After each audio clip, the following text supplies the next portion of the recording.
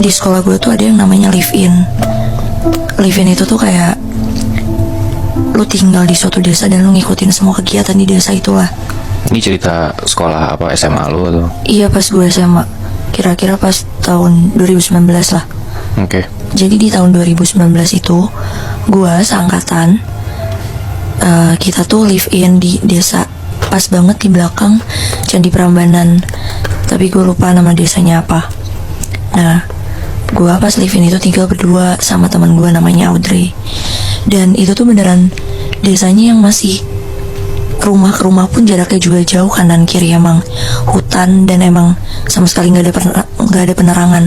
Oh, pedesaan banget. Masih desa banget, bahkan sinyal pun nggak ada gitu kan. Nah, jadi di dekat rumah gue tuh cuma ada 3 rumah gitulah. Dari 3 rumah itu gue sama Audrey dan teman-teman gue emang janjian kita mau pergi ke suatu rumah yang emang jauh banget dari tempat gue dan Audrey tinggal, karena kita mau kebaktian. Kan gue sekolahnya Katolik kan. Nah, pas gue sama Audrey mau pergi dari rumah, kan di situ kita tinggal masih tetap ada orang tuanya kan. Jadi kayak orang tua asuh kita lah, namanya Bu Eno sama Pak Eno. Di situ Bu Eno bilang ke gue sama Audrey, "Mbak, nanti pas perginya hati-hati ya, maksudnya saling jaga satu sama lain, ngomongnya juga jangan ngasal." Di situ kita dengerin kata Bu Eno. Terus abis itu, tapi kan gue sama Audrey penasaran ya. Di situ kita nanya ke Bu Eno, "Emang kenapa, Bu?" Nah, sebelum berangkat, di situ Bu Eno akhirnya cerita lah ke kita, kurang lebih 4 atau 5 tahun sebelum angkatan gue live-in, itu sempat ada peristiwa yang ngebuat intinya jadi setiap live-in tuh jadi jauh lebih apa ya? Jauh lebih diperhatiin lah kita, pokoknya jauh lebih dijaga. Jadi pas 4 atau 5 tahun yang lalu tuh sempat juga ada kegiatan live-in kan. Emang dari sekolah gue tiap tahunnya tuh ada kegiatan live-in. Nah, ceritain itu, peristiwa itu tuh kejadian sama anak yang tinggal juga di rumah Bu Eno, kakak kelas gue namanya Andrew. Nah, di situ pas tahun mereka tuh satu rumah masih tinggalnya berempat, jadi masih hitungannya ramai kan. Satu rumah 4 anak gitu. Iya, satu rumah 4 anak. Nah, di situ mereka juga sama lagi pengen pergi untuk ke acara kebaktian.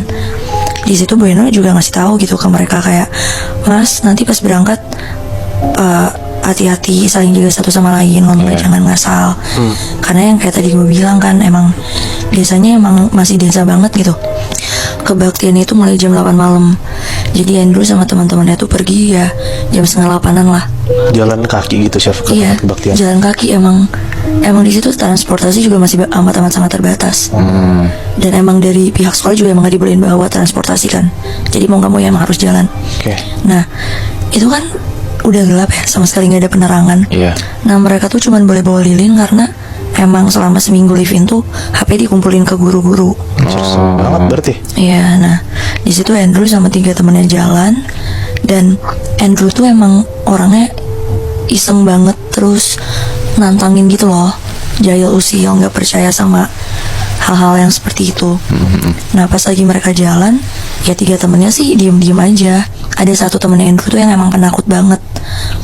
Pas lagi selama di perjalanan, Andrew tuh kayak ngisengin, kayak niru-niruin suara ketawa, atau gak dia tiba-tiba suka ngisengin nyolek temennya. Sampai akhirnya temennya ngomong kayak, "Bro, jangan gitu bego, kan tadi udah dikasih tahu sama Bu Eno, jangan iseng aneh-aneh gitu kan." Maksudnya kan kayak itu lu bukan di tempat lu, jadi lu mesti respect lah.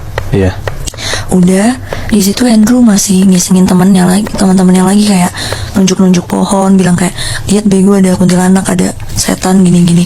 Temennya di situ udah mulai nggak suka dong. Akhirnya ngingetin lagi ke Andrew, "Udah Andrew, kalau misalnya beneran lu yang digangguin gimana bego?" Situ Andrew dengan tengil jawab, "Ya lagi gitu doang, masa takut."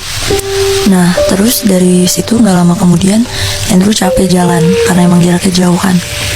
Akhirnya Andrew nyuruh teman-temannya untuk jalan duluan aja. Di situ ada temannya Andrew bilang, "Lu emang nggak takut sendiri, kan gelap gini, Andrew?" Terus di situ Andrew bilang, "Enggak lah, santai aja." Ya udah, temannya yang tinggal lanjut jalan ke tempat kebaktiannya. Di situ Andrew istirahat dulu, duduk gitu loh, kayak ada batu. Di situ dia duduk. Nah, di sisi lain kan kebaktian udah mulai kan. Ya, kegiatan kebaktian berjalan lancar. Sampai akhirnya yang 3 temen itu kayak saling nanya gitu loh, Andrew mana kok nggak nyampe. Mereka masih positive thinking, mungkin kayak ya mungkin Andrew nggak datang aja kali atau gimana, atau gak mungkin Andrew balik lagi ke rumah kan. Selesai acara kebaktian, semua murid pada balik ke rumahnya masing-masing. 3 temennya Andrew balik juga ke rumahnya. Pas nyampe rumah, dia nanya ke Bu Eno kan, kayak, Bu, si Andrew ada di rumah? Terus di situ Bu Eno ngomong, loh, bukannya tadi kalian berangkatnya berempat? Dari tadi Andrew nggak ada balik ke rumah kok. Nah di situ kan pasti ada hal yang aneh dong. Bu Eno ngerasa hal aneh.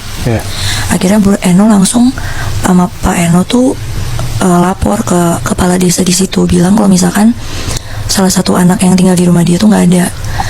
Akhirnya di situ anak-anak sama sekali nggak boleh keluar rumah, dan beberapa warga di dekat desa situ nyariin Andrew kan, dicariin semalaman nggak ketemu. Sampai kira kebesokan paginya, akhirnya dari pihak sekolah acara diputusin untuk stop gitu, udah nggak ada acara lagi. Karena kan fokusnya untuk nyari Andrew kan. Nah itu tuh Andrew hilang di hari ketiga. Di hari keempat seharian nyari, sampai akhirnya matahari juga udah gak kelihatan, Andrew masih tetap gak ketemu. Di situ Bu Eno panik, Pak Eno juga panik, orang desa juga panik kan, karena mikir ya Andrew tanggung jawab sekolah sama tanggung jawab orang di desa itu kan. Iya benar. Sampai akhirnya di jam 10 malam tiba-tiba si kepala desa tuh ngetok ke rumahnya Bu Eno sama Pak Eno. Kayak tok, assalamualaikum Bu.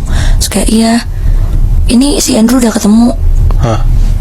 Terus kayak, di mana? Langsung dong Bu Eno sama Pak Eno keluar, tapi yang 3 anak itu disuruh tetap di dalam kan, karena aturannya masih tetap sama.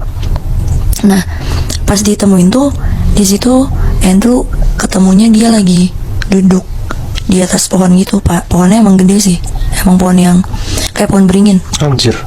Dia duduk di situ. Akhirnya Pak Kepala Desa ngomong, itu si Andrew kan. Terus akhirnya ya udah Mak, Kepala Desa sama Pak Eno diturunin.